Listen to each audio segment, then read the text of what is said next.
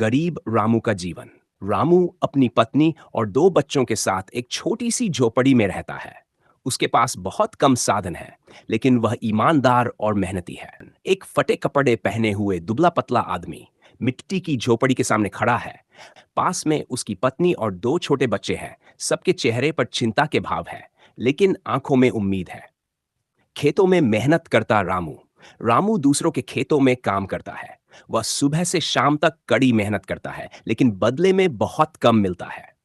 रामू हल चला रहा है, धूप में पसीना बहा रहा है। दूर खेतों में और मजदूर काम कर रहे हैं। हैरान है, बैलगाड़ी और हरे खेतों की झलक है। बच्चे भूख से रोते हैं और रामू चुपचाप आंसू बहाता है, क्योंकि उनके लिए खाना नहीं जुटा पाता। मिट्टी के घर के अंदर बच्चे भूख से रो रहे हैं। माँ उन्हें चुप करा रही है और पास में रामू कोने में बैठा आंखों से आंसू छुपा रहा है।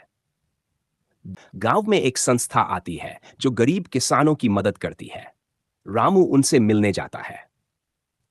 गांव के चौपाल में संस्था के लोग टेबल पर बैठे हैं। ग्रामीण किसान पंक्ति में खड़े हैं। रामू अपने झोले के साथ विनम्रता से सामने खड़ा है। संस्था रामू को बीज, खाद और एक छोटा खेत देती है। रामू दिन रात मेहनत करता है। रामू नए खेत में हल चला रहा है, बीज बो रहा है। खेत में हरियाली बढ़ रही है। सूरज की रोशनी में वह जोश से काम कर रहा है। रामू की फसल अच्छी होती है। अब वह अपने परिवार का पेट भर सकता है और गांव के लोगों की मदद भी करता है। रामू के खेत में सुनहरी फसल लहरा रही है। परिवार मुस्कुरा रहा है। गांव के लोग उसे सम्मान से देख रहे हैं। बच्चों के हाथ में किताबें हैं।